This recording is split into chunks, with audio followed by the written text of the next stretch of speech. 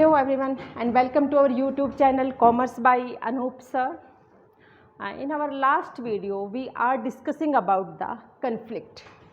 Conflict means disagreement between two or more parties. And when we try to resolve this conflict between two or more parties, this is the process, and we can say that conflict can be resolved by the collective bargaining or the negotiation. So this is the in continuous with the conflict management, means what is collective bargaining, what is negotiation. These two terms are used interchangeably by various researchers, by various teachers, academicians and other. Obviously these statements are quite related to each other. There is a slight difference between them. We will discuss them. First, collective bargaining. Bargaining एक common word है जो हम लोग daily life में सुनते हैं. आप shopping करने जाते हो, बार्गेनिंग करते हैं, ठीक है. कुछ सामान लेने जाते हैं तो बार्गेनिंग करते हैं. कहीं और कुछ भी कर रहे हैं हम, कोई भी ऐसी चीज़ जिसमें पैसे से रिलेटेड या कोई भी लेन देन जो है होता है, वहाँ पे हम बार्गेनिंग करते हैं. बार्गेनिंग मीन्स दोनों पार्टीज़ एक ऐसे पॉइंट पे पहुँचने की कोशिश करते हैं which is beneficial for both the parties, ठीक है, which is beneficial for both the parties. Negotiation is a technical term for the bargaining. Okay, so negotiation we can say that is a wider term, and collective bargaining is the part of negotiation, or bargaining is a part of negotiation. Clear? And what is the difference between these two terms? Negotiation is a process where two or more parties attempt to reach on the agreement on issues on which they have differences. Means to reach on agreement on which they have differences. Means जैसे कि आप shopping करने गए या आप किसी काम के लिए गए, दो पार्टीज कौन हो गए, एक आप और एक शॉपकीपर, जहाँ से हम सामान ले रहे हैं. डिफरेंसेस क्या है, प्राइस का.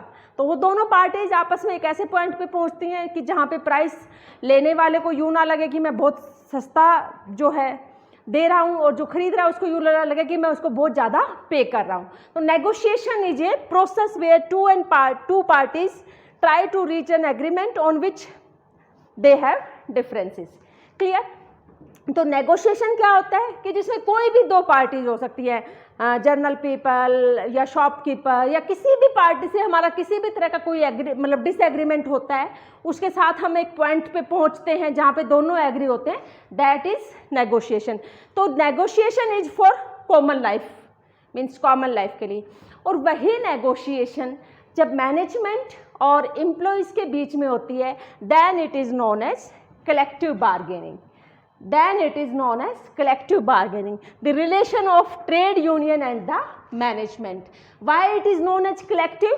Means there is the collective effect of management and the employees या representative of the employees to reach at a point या to reach at the point which are beneficial for both the parties. तो difference clear हुआ. Negotiation होती है किसी भी तरह का डिसएग्रीमेंट के बीच में पहुंचना करना. क्लियर? और कलेक्टिव बार्गेनिंग तब यूज़ की जाती है जब हम ऑर्गेनाइजेशंस की बात कर रहे हो, जब हम कंपनीज की बात कर रहे होते हैं, तब हम उसको कलेक्टिव बार्गेनिंग बोलते हैं.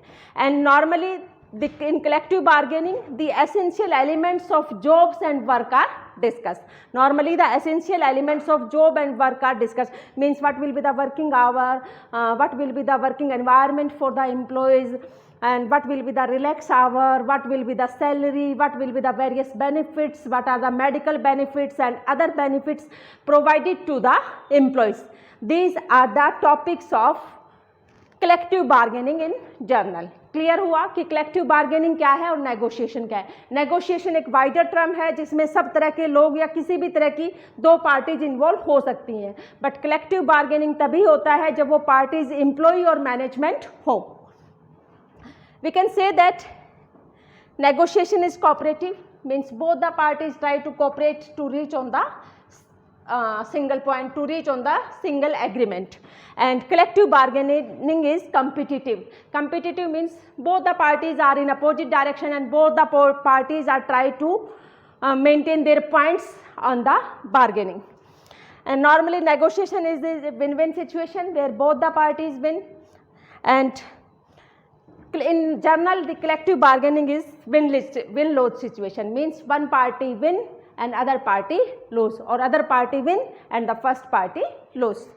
Negotiation is normally what is right, means जो सही है हम वो करेंगे. And collective bargaining, who is right, means this is about the reputation of the trade union, this is about the reputation of the management. Means उनको लगता है कि trade union झुक गई तो trade union को यूँ लगेगा कि हमारा जो है एक इमेज या एक इंटीग्रिटी जो है वो कम हो जाती है, और मैनेजमेंट झुक गई तो मैनेजमेंट यूँ लगता है कि भाई मैनेजमेंट के हाथ में कोई पावर नहीं है, वो लेबर के आगे मान गई. तो क्लियर इन दोनों के बीच में डिफरेंस क्या है. नेगोशिएशन में कोई भी दो पार्टी होती हैं, इसमें मैनेजमेंट और एम्प्लॉयज़ होते हैं. यहाँ पे कोऑपरेटिव सिचुएशन रहती है, वहाँ पे कम्पिटिटिव सिचुएशन रहती है. Negotiation is win win situation and this is win lose situation. Clear. Next, what are the various types of bargaining और नेगोशिएशन. सेम, दोनों चीज़ें सेम ही रहेंगी. आप कहीं भी पढ़ोगे, ये नाम अलग लिखा हो सकता है लेकिन इनके जो हेडिंग्स हैं, जो चीज़ें हैं वो सेम हैं. Clear? So what are the types of negotiation and bargaining? Normally there are 4 types of negotiation. First is distributive, second is integrative, third is attitudinal, and fourth is intra-organizational. Distributive, as the name indicates, which is about the distribution. Which is about the distribution. This is normally related to the economic issues. This is normally related to the economic issues like wage, salary, bonus, incentive that are normally distributed to the employees. तो उसके ऊपर जो discussion होता है, उसके ऊपर जो bargaining होती है, that is known as distributive bargaining. This is normally related to the economic issues, about the distributions of the monetary funds, about distribution of the monetary funds. And normally this is win-lose situation, means one party wins and other party will lose. Definitely, means if management agrees to increase the salary, bonus and incentive, obviously the management will lose and the trade union will win. And if management is not agreed to distribute the salary, bonus and incentive, then management will win and the trade union will lose. So obviously there is win-lose situation. Clear? Distributive means we talk about the distribution of the monetary funds. Next is integrative. Integrative means where we try to share the resources, where we try to equal distribution of the resources, and this is for win-win situation. This is for win-win situation both the parties. ठीक है. Means अगर आपको किसी time को लेके कोई issue है, आपको जो है वर्किंग एनवायरनमेंट को लेके कोई इशू है, आपको वर्कर्स के कंडीशंस को कोई लेके इशू है, तो इन इश्यूज़ को हम इंटीग्रेटिव बार्गेनिंग बोल सकते हैं. Means we try to reach at the condition where both the parties agreed. Clear. तो there win win party, win win situation occurs. Clear. तो डिस्ट्रीब्यूटिव मीन्स इकोनॉमिक इश्यूज़ पे डिस्कस होता है. इंटीग्रेटिव में equal distribution होती है resources की, जिसमें दोनों पार्टीज़ को बेनिफिट रहता है. Clear. Next is attitudinal. Attitudinal means, as the name indicates, attitude means where we try to shape or reshape the trust, distrust, loyalty, where we try to reshape the trust, distrust, loyalty and friendliness between two or more groups. Means पहले आपके बीच में काफ़ी conflicts रह चुके हैं, then we try to resolve them, we try to reshape our attitude, we try to trust them again. That is attitudinal, means shaping and reshaping of attitudes. और organization में obviously attitude किस चीज़ के होते हैं? आपके ट्रस्ट के, hostility के, friendliness के, आपके बिहेवियर के, लॉयल्टी के. तो we try to reshape this attitude. And last is intra organisational, means organisation के अंदर, means trade, there can be group in management, there can be different group in trade union also, and how these groups agreed on the single point, that are intra-organization, means settlement within the group in the same organization or in the same group. Trade union is also organization, and an organization is also the group of people. तो there are different type of means, मान लो trade union और management में किसी चीज़ को लेके conflict है, तो मैनेजमेंट में भी कुछ लोग ऐसे हो सकते हैं जो मैनेजमेंट की तरफ होंगे, कुछ लोग ऐसे हो सकते हैं जो ट्रेड यूनियन की तरफ होंगे। तो उन दो ग्रुप्स के बीच में किस तरह से सेटलमेंट होता है, that is intra organisational. Clear, समझ आया? There are 4 type of negotiation, distributive, integrative, attitudinal and intra organisational. Clear. Next is process of negotiation या प्रोसेस ऑफ कलेक्टिव बार्गेनिंग, कि प्रोसेस क्या है उसकी, किस तरह से हम उसके ऊपर काम करते हैं, कौन सी चीज़ों के ऊपर ध्यान रखते हैं। First, preparation of negotiation, we will get ready for the negotiation. How we will get ready? We will collect all the information related to the negotiation point, and we will try to find out all the facts, and we will try to find out the various reasons behind the conflict.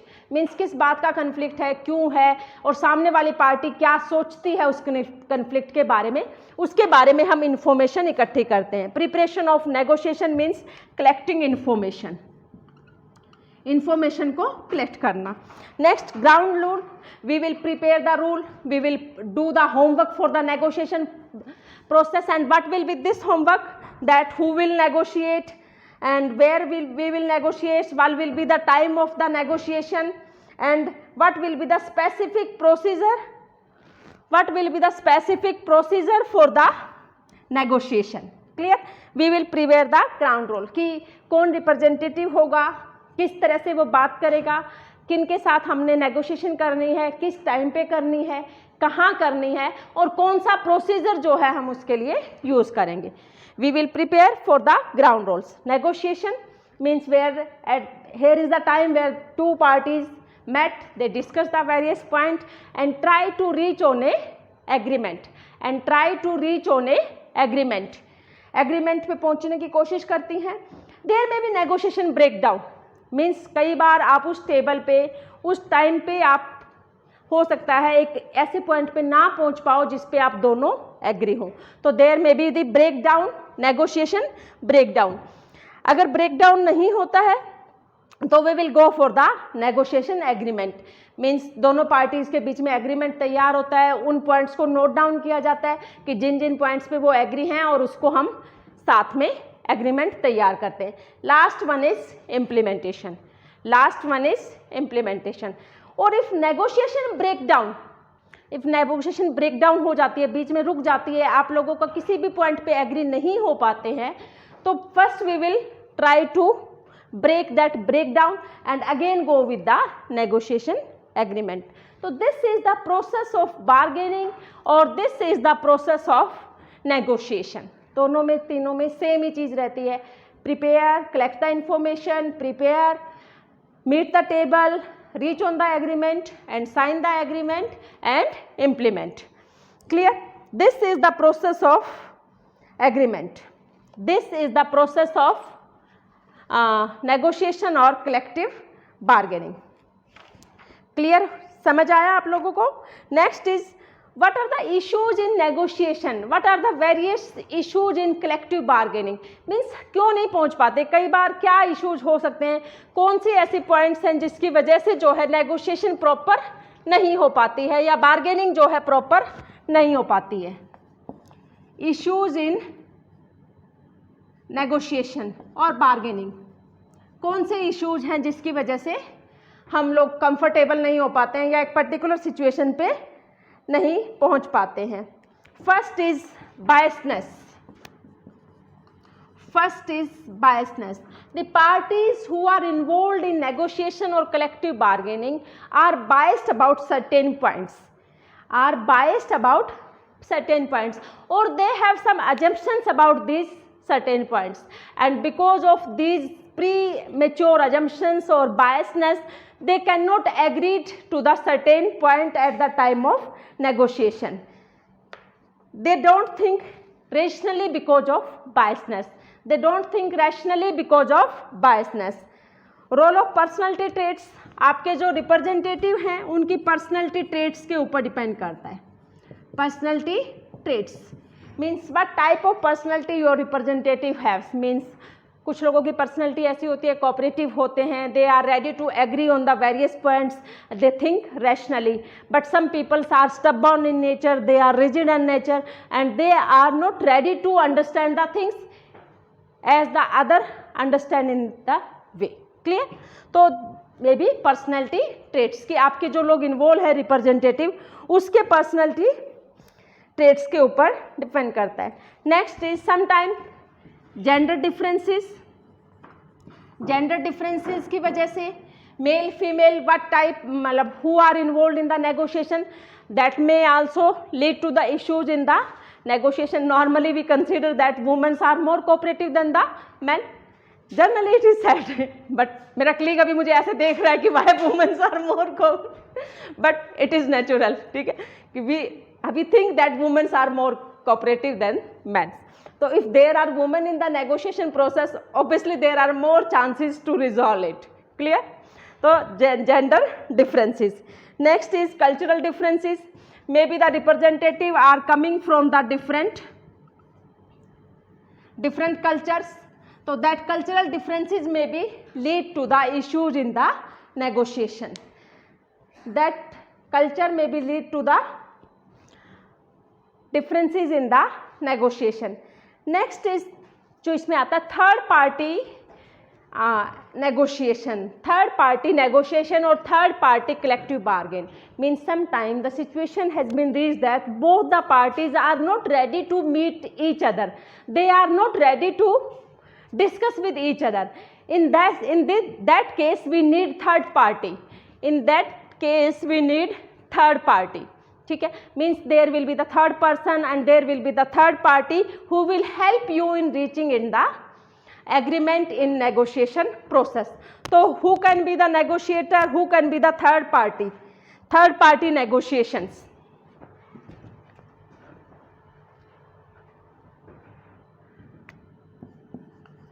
Third party negotiation,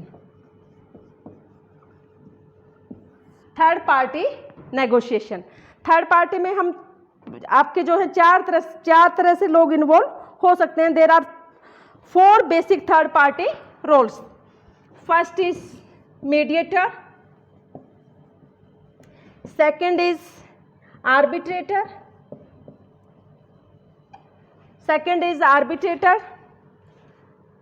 third is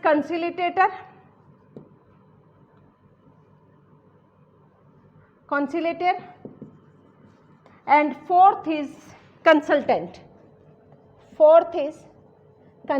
Means there are 4 types of third party negotiation. First is mediator. Mediator is the neutral third party, means he is the person who is known to both the parties and he is known about the various facts involved in the negotiation process, and the role of mediator is very successful in Indian context. Means he meet both the parties and try to convince them on the single agreement point. तो mediator एक neutral party होती है और normally जो भी labour court के या labour से रिलेटेड मैटर्स होते हैं वो हम मीडिएटर के थ्रू जो है सॉल्व करने की कोशिश करते हैं. Next is arbitrator. मीडिएटर एक न्यूट्रल पार्टी होती है that he or she has no authority, but arbitrator एक legal person होता है who have the authority for the negotiation process,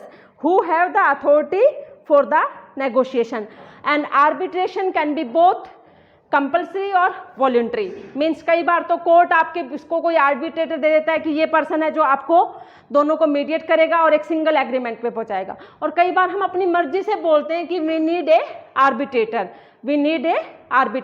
तो आर्बिट्रेटर नॉर्मली एक अथॉरिटी पर्सन होता है and parties are bind to the decision of arbitrator. Arbitrator जो कहेगा उस वो पार्टीज को मानना पड़ेगा. तो we can say that arbitrator is a legal authority और a legal person who is involved in the negotiation process, and it makes both the parties to reach at a single point, and parties should bind to the decision of arbitrator. But इसका सबसे बड़ा नुकसान ये है कि एक बार तो लोग आर्बिट्रेटर की बात पे एग्री हो जाते हैं, लेकिन उसके बाद जो है वो फिर से जो उनके कन्फ्लिक्ट्स हैं वो सरफेस होना शुरू हो जाते हैं, फिर से दिखना शुरू हो जाते हैं. Next is conciliator. Conciliator is a trusted third party who is adjudicating the case. This decision is accepted by both the parties. Normally this is also the legal person like panchayat, like लोक अदालत. इस तरह के जो cases हैं वो दोनों parties की बिहाफ पे उस केस को सोल्व करने की कोशिश करते हैं. And both the parties are bind to the decision of the conciliator. And in practice, conciliator typically act as the more than one communication conduits. They also engage in fact finding, interpreting message and persuading dispute. Means they help the parties to reach at a point. And last one is consultant. Consultant is very much different from all these. Consultant is a person who is skilled and neutral third party who attempt to negotiation through the communication and analysis. Means वो दोनों parties की सुनता है, उनको analysis करता है और उसके बाद दोनों पार्टीज़ को सजेस्ट करता है रैशनली कि which is good for both of them and help both the parties to reach at a agreement between. Clear? तो these are the third party negotiation. Mediator, arbitrator, conciliator and consultant. ये दोनों जो है neutral हैं, अपनी मर्जी से होते हैं. हम चाहे तो मीडिएटर रखें, चाहे तो कंसल्टेंट रखें.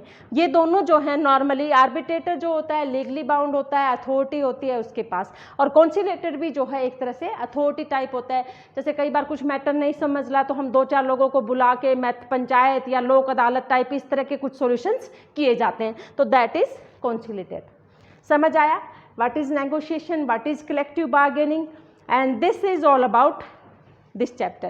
If you have any problem regarding this, you can write in the comment box, and please like, share and subscribe our channel. Thank you.